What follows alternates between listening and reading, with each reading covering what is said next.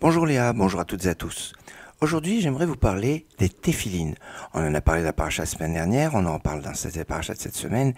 Ces téphilines, qu'on traduit par phylactère, dont on met une téphila, puisque le singulier de téphiline, c'est pas évident, c'est téphila.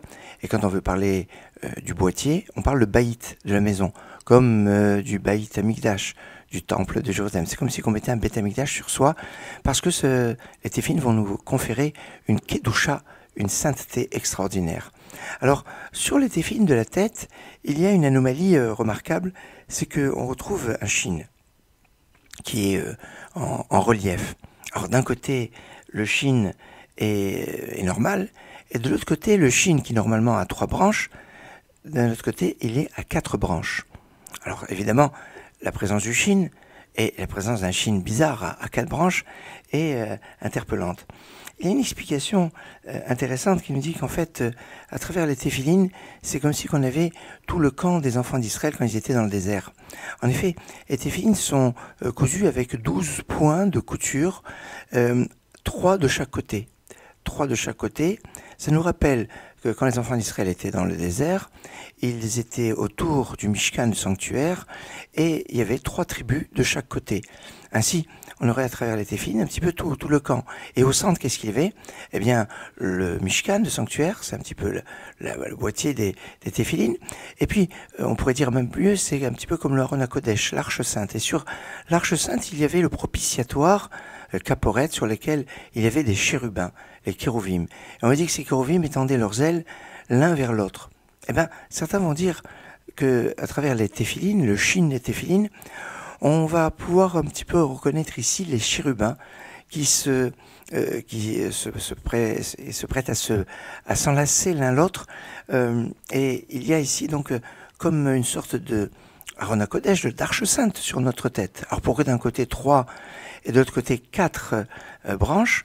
Eh bien, une interprétation est que d'un côté on fait référence aux 3 patriarches et de l'autre côté aux 4 matriarches. Alors ça c'est une lecture des 3 patriarches et des 4 matriarches, les 3 patriarches étant Abraham, Yitzhak et Yaakov, et les 4 matriarches étant Sarah, Rivka, Rachel et Léa. Alors on a ici un autre point d'aspect, mais certains vont voir à travers les téphilines comme une sorte de don de la Torah, et les téphilines seraient comme une sorte de Har Sinaï, de mont Sinaï, sur lequel on a reçu la Torah. Et pour y arriver, eh bien on compte le Homer.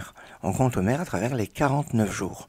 Or, le Shin, nous dit le Zohar, c'est en fait 3 zaïns qui sont rattachés par leur base. Donc on a 3 zaïns qui sont rattachés par leur base. Alors un zaïn, sa valeur numérique c'est 7, 3 fois zaïn, eh ben ça fera 3 fois 7, 21. Et de l'autre côté, on n'a pas 3 zaïns, mais 4, puisqu'on a dit que c'est un chine à 4 branches. Et si on a 4 zaïns, eh bien on va avoir donc 28.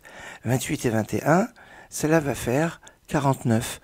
49 sont les jours qui nous permettent d'arriver au don de la Torah au Sinaï.